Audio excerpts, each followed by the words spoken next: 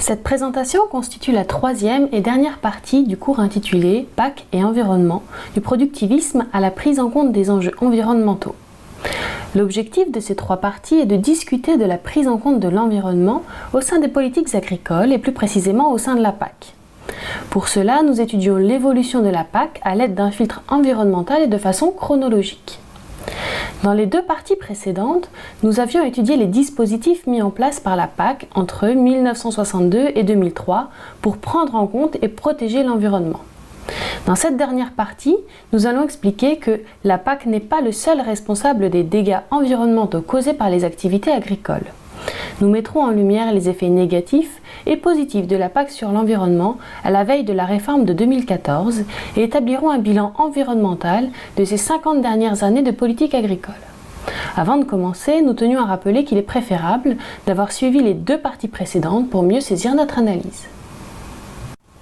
Si l'impact environnemental de la PAC fait l'objet de nombreuses critiques depuis les années 70-80, l'ensemble des problèmes environnementaux ne peut lui être imputé. Nous allons nous focaliser sur deux filières agricoles, l'élevage porcin et la viticulture, faiblement subventionnés par la PAC pour nuancer les effets de la PAC sur l'environnement. Pour la filière porcine, les porcs sont engraissés dans de grands hangars, pouvant contenir plusieurs milliers de porcs. Cette filière est dépendante des importations de soja provenant des États-Unis et d'Amérique du Sud et s'appuie sur des productions de céréales à l'échelle européenne. L'élevage porcin qu'on décrit ici est très spécialisé et concentré. Certaines régions sont de véritables bassins de production, comme le nord-ouest de l'Allemagne, le nord-est de l'Espagne ou encore en France, en Bretagne. Par exemple, la Bretagne abritait 56% du cheptel de porc en 2015. De plus, on assiste à une industrialisation et une intensification croissante de ces filières, avec une augmentation du nombre de porcs par élevage dans l'ensemble des pays européens. Le graphe de droite illustre parfaitement cette tendance. Contrairement aux filières bovines et céréalières, la filière porcine n'a pas fait l'objet d'un soutien privilégié de la PAC. Cette dernière s'est développée conjointement au marché mondial agricole. Cependant, l'élevage porcin fait partie des filières les plus critiquées pour les dégâts environnementaux et sociaux qu'il génère. En effet, la gestion des lisiers est devenue aujourd'hui un problème de santé publique. En effet, l'épandage de ces matières azotées est en grande partie responsable des problèmes de pollution des eaux et d'eutrophisation des milieux aquatiques, formant l'apparition de marées vertes dans des fleuves et sur des plages. Ces impacts environnementaux sont fréquemment dénoncés par les associations naturalistes comme France Nature Environnement, à l'image de cette campagne choc sur les marées vertes. Les dégâts sociaux et environnementaux de cette filière vont au-delà des simples algues vertes, comme le démontre le dessin de la Confédération paysanne. En effet, la production à bas coût des porcs est fondée sur une alimentation peu chère, sous forme de soja, pouvant être transgénique, produit au Brésil et suite à la déforestation. De plus, la production est revendue en Asie et Afrique à faible coût, désorganisant les filières paysannes locales et augmentant la dépendance de ces pays à la production européenne. Une autre filière encadrée par la PAC mais peu subventionnée est également ciblée pour ses dégâts environnementaux. Il s'agit de la viticulture. Cette activité est principalement localisée en Europe qui produit 2/3 de la production mondiale. La viticulture est critiquée pour son usage de produits phytosanitaires qui peut compter jusqu'à 30 traitements par hectare et par an. En France, par exemple, la viticulture recouvre 3% de la SAU mais représente 20% de la consommation de pesticides. Des problèmes de pollution des eaux et de l'air lui sont généralement attribués. Les critiques à l'égard de la viticulture inspirent les dessinateurs qui n'hésitent pas à remettre en cause l'utilisation de ces substances au travers de dessins polémiques. Malgré une meilleure prise en compte des enjeux environnementaux par la PAC, depuis 1992, des effets négatifs sur l'environnement sont encore présents, voire croissants. Ainsi, la biodiversité des milieux agricoles poursuit sa diminution. Les indicateurs développés par la Commission européenne s'accordent avec le compte-rendu alarmant publié par BirdLife sur la diminution des populations d'oiseaux des champs. Ainsi, l'indice d'abondance des populations d'oiseaux communs a diminué de plus de 30% entre 1990 et 2014. Il en est de même pour celui concernant les populations de papillons. De même, la surface agricole occupée par des prairies permanentes a diminué de 21% entre 1989 et 2014, malgré la mise en place de la prime à l'herbe et le maintien de l'ICHN, l'indemnité compensatoire de handicap naturel. Le montant peu attractif de cette aide dans les années 90 n'a pu rivaliser avec celui accordé au maïs en silage, beaucoup plus élevé, et peut expliquer la disparition importante de surfaces en herbe à cette période. De plus, la spécialisation et l'intensification des activités agricoles s'est accrue depuis les années 90 aux dépens des activités de polyculture-polyélevage. La carte illustre bien la spécialisation des activités d'élevage à l'échelle régionale. Le code couleur permet d'apprécier la spécialisation de certaines régions dans un type de production. Par exemple, en Bretagne, on retrouve des porcs et volailles, ou encore dans le sud de l'Allemagne, des vaches laitières. De plus, certains grands pays européens concentrent localement la majorité des animaux, principalement les pays d'Europe de l'Ouest et la Pologne. Les pays récemment intégrés dans l'UE et à la PAC semblent moins marqués par cette dynamique de spécialisation. Intéressons-nous désormais à l'utilisation des pesticides et à la pollution des eaux par ceux-ci. Nous allons faire appel à votre sens critique afin de discuter des indicateurs ci-dessous. Vous disposez de 30 secondes pour commenter ces résultats. Pour cela, vous pouvez utiliser les indices que j'ai indiqués sous la figure à gauche. Vous êtes prêts ? Allez, c'est parti.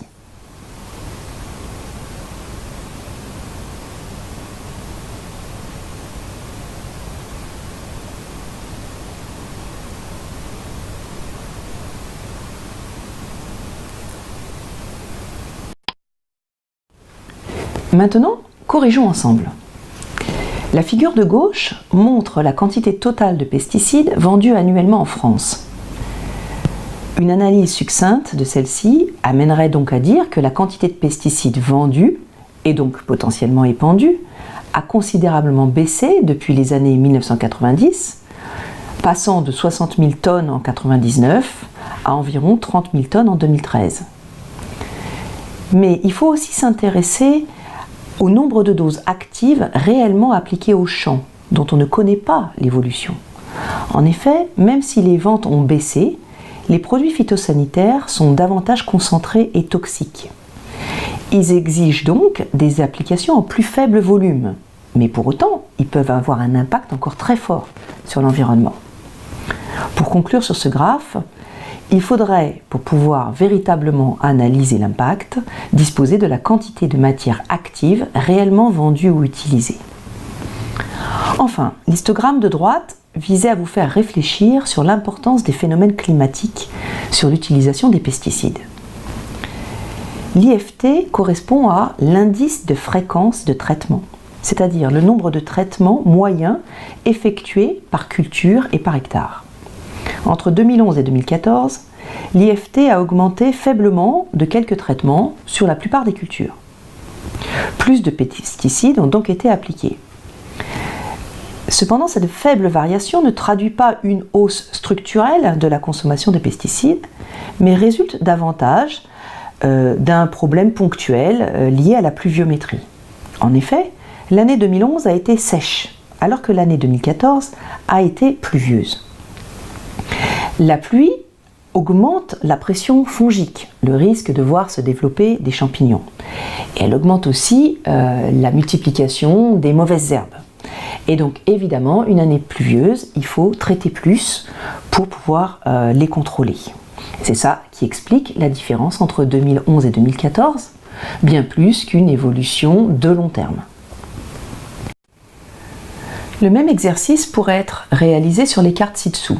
Je vous propose de vous en faire un commentaire directement.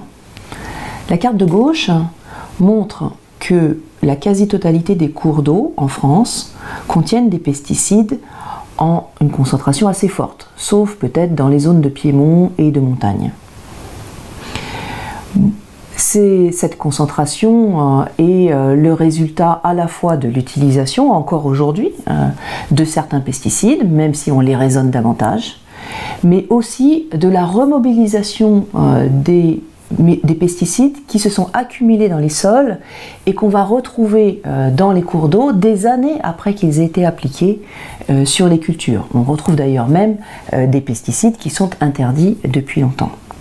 Et c'est ça qui rend la lutte contre les impacts environnementaux des pesticides compliquée. C'est le fait qu'on les retrouve pendant longtemps dans l'environnement. La carte de droite montre quand même l'évolution moyenne des pesticides dans les cours d'eau sur la période 2009-2014. Vous constaterez qu'on y voit du vert et donc on peut constater une amélioration, notamment dans le nord et l'est de la France. Ce qu'il faut quand même savoir, c'est que l'amélioration des techniques de détection des pesticides dans les eaux et l'abaissement du curseur en termes de réglementation peut aussi expliquer le fait qu'on continue à décrire dans ces cartes-là des concentrations importantes de pesticides. Concernant la pollution des cours d'eau par les nitrates, la France doit encore faire de gros progrès. En effet, la pression azotée sur les cours d'eau n'a été réduite que partiellement et ponctuellement. La hausse du nombre d'animaux d'élevage a renforcé les risques de pollution par les nitrates. Comme l'illustre le graphe ci-dessous, la pollution des cours d'eau par les nitrates est quasiment restée inchangée entre 1998 et 2003, à l'inverse de la pollution par les phosphates qui a été considérablement réduite.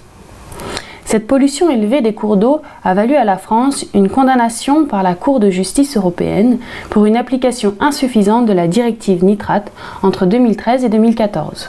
La France a dû réformer la délimitation des zones vulnérables ainsi que son programme d'action. Malgré ces effets négatifs recensés, on observe récemment des effets positifs des dernières réformes de la PAC, notamment au travers du développement de l'agriculture biologique. Sous l'influence des aides à la conversion biologique de la PAC et d'une demande pour des aliments de qualité, sains et durables, les surfaces destinées à l'agriculture biologique ont fortement augmenté en France et en Europe. Ainsi, entre 2002 et 2011, la surface européenne cultivée en bio a augmenté de 50% pour atteindre environ 10 millions d'hectares en 2011. En France, la part de SAU consacrée au bio a fortement augmenté sur les 20 dernières années. En effet, le bio ne représentait que 0,4% de la SAU en 1995, alors qu'il atteint désormais 4,1% en 2014. En guise de bilan, nous vous proposons d'établir la matrice AFOM de la PAC sur la période 1962-2013 et d'envisager quels étaient les leviers et les freins de la PAC pour une meilleure prise en compte de l'environnement. Celle-ci traduit l'analyse que nous en avons faite, mais n'a pas valeur de vérité générale. Intéressons-nous tout d'abord aux atouts. La PAC et son budget représentent un outil financier puissant, capable de conditionner les décisions des agriculteurs. Avec un budget annuel d'environ 60 milliards d'euros par an en Europe en 2013, la PAC et ses aides contribuent grandement aux revenus des exploitants agricoles.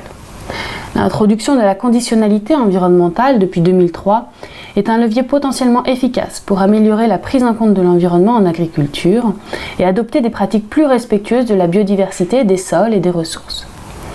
De plus, le développement d'indicateurs agro-environnementaux depuis les années 90 est aujourd'hui très utile pour comprendre l'impact des pratiques agricoles sur l'environnement. Ces derniers permettent de suivre l'évolution des ressources et de juger l'efficacité des politiques mises en place. Ces derniers sont un outil indispensable pour améliorer la performance des politiques agricoles et comprendre l'évolution des paysages, de la biodiversité et des ressources. En ce qui concerne les faiblesses, d'abord, le manque de spécificité et de ciblage de certaines mesures, en particulier les BCAE, les bonnes conditions agro-environnementales, et les MAE, les mesures agro-environnementales, peuvent expliquer en partie les faibles résultats positifs sur l'environnement. De plus, même si la plupart des mesures proposées sont pertinentes, les systèmes de contrôle restent peu efficaces et les sanctions peu dissuasives. Enfin, il faut souligner le contexte économique peu favorable.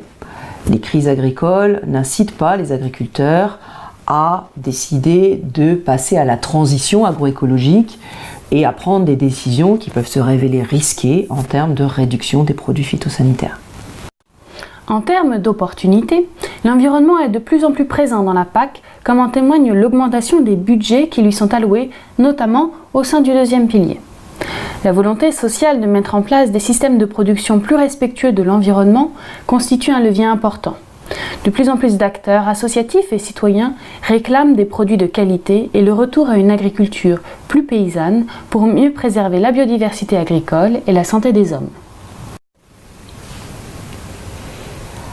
En termes de menaces, Même si l'environnement est de plus en plus présent dans la politique agricole commune, l'objectif de défense de l'environnement reste secondaire. Et de fait, l'objectif premier de la PAC, inscrit dans le préambule du traité de Rome, c'est de garantir la compétitivité de l'agriculture européenne sur le marché mondial, la production et le revenu des agriculteurs. Et ceci reste vrai. Rien n'a encore changé de ce point de vue-là.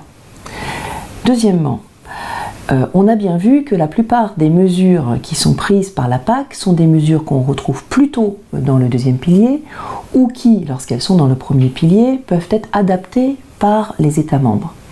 Et donc une des menaces associées à cela, c'est le fait que les obligations soient très différentes d'un État membre à un autre et à terme puissent avoir un impact négatif sur la compétition loyale entre les agriculteurs de la zone européenne. Et d'ailleurs, les agriculteurs se servent de cet argument-là pour demander moins d'environnement dans la politique agricole commune. Enfin, dernier point, eh bien oui, il n'est pas si facile de concilier objectif environnemental et objectif économique. Pour donner un exemple, les filières d'élevage peuvent être des filières d'avenir pour l'agriculture européenne, mais on sait aussi qu'elles peuvent avoir un impact fort en termes d'émissions de gaz à effet de serre. Comment concilier ces deux aspects ? La PAC a été réformée en 2014 et dès l'annonce officielle de cette réforme, en 2010, le commissaire européen à l'agriculture et au développement rural de l'époque, Dacian Cioloș, soulignait l'importance de mettre en œuvre des pratiques plus durables et productrices de biens publics environnementaux. On a alors parlé du verdissement de la PAC. Et ce verdissement s'est appliqué beaucoup au premier pilier, ce qui était une vraie nouveauté. Mais l'année 2014 marque-t-elle vraiment un tournant pour l'environnement au sein de la PAC ? La PAC est-elle vraiment plus juste, plus verte et plus simple, comme il était prévu au départ ? Nous étudierons cette question-là dans le prochain cours. En marge de l'annonce de la Commission européenne de verdir la PAC en 2010, de nombreux acteurs, qu'ils soient syndicats, militants écologistes, politiques ou simples citoyens, ont souhaité prendre part à cette réforme. Une forte mobilisation citoyenne s'est mise en place pour améliorer la prise en compte de l'environnement dans la PAC de 2014-2020. Parmi les événements marquants, une Good Food March sur Bruxelles a été organisée par des organisations internationales comme Via Campesina, des militants écologistes et des syndicats comme la Confédération paysanne. Cette mobilisation européenne pacifiste entendait faire pression sur la nouvelle réforme en réclamant une PAC plus verte, équitable et paysanne. L'un des organisateurs était le groupe PAC 2013. Ce groupe, créé en 2010, rassemble des ONG de solidarité internationale, de protection de l'environnement et des organisations agricoles. Ce groupe décortique pour le grand public les enjeux liés à la PAC et propose des solutions pour l'agriculture de demain afin d'en finir avec le modèle productiviste des années antérieures. Après cette petite mise en bouche, nous vous invitons à suivre notre cours sur le verdissement de la PAC. Merci pour votre attention.